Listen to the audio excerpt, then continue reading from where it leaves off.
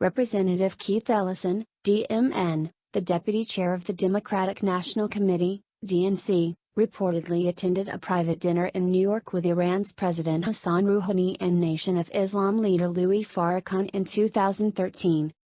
According to Ford, Democratic reps Andre Carson, DN, and Gregory Meeks, DNY, also attended the dinner, reportedly arranged by Iranian diplomats to coincide with newly elected President Rouhani's speech at the United Nations. Iran's government has supported and exported terrorism through its proxies like Hamas, Hezbollah, the Houthi movement, and its own Islamic Revolutionary Guard Corps, IRGC. Iran is considered the world's leading state sponsor of terrorism by the U.S. Department of State. Though the left-wing media has long attempted to bill Rouhani as a so-called moderate, his time as president paints a starkly different picture. During his first tenure as president of Iran's Islamic Republic, the Iranian regime reportedly executed over 3,000 people, increased its export of terrorism through its Shiite proxies throughout the Middle East, and launched several ballistic missile tests which were in violation of international law.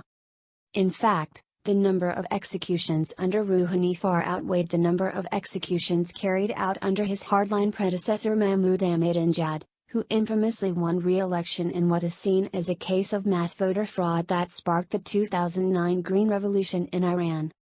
During a meeting in Tehran with Ramadan Abdullah Muhammad Shallah, the leader of the Iranian-backed terror group Palestinian Islamic Jihad, PIJ, in 2016 Rouhani said, "The Zionist regime has never been after peace, and as such, the Palestinians have no option left but to wage jihad against Tel Aviv."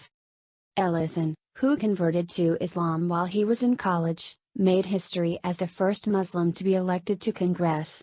His past words have haunted him, although they did not deter his successful appointment as deputy chair of the DNC. In his current position, Ellison wields great power and access to many resources in the Democratic Party.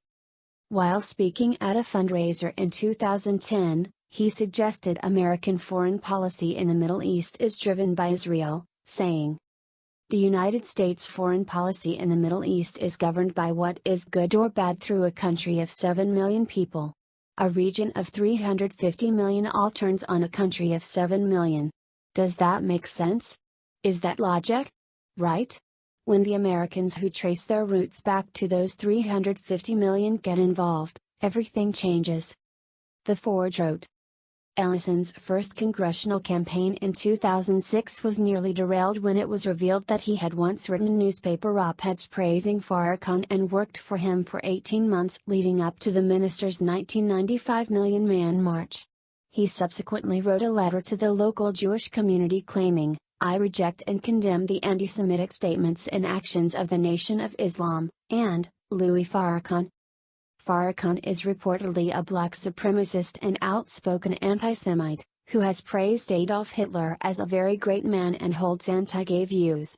Breitbart News previously reported, rumors of an association between Obama and Farrakhan circulated during the 2008 presidential campaign in the wake of revelations about Obama's decades-long membership in the Trinity United Church of Christ, led by the racist preacher Jeremiah Wright.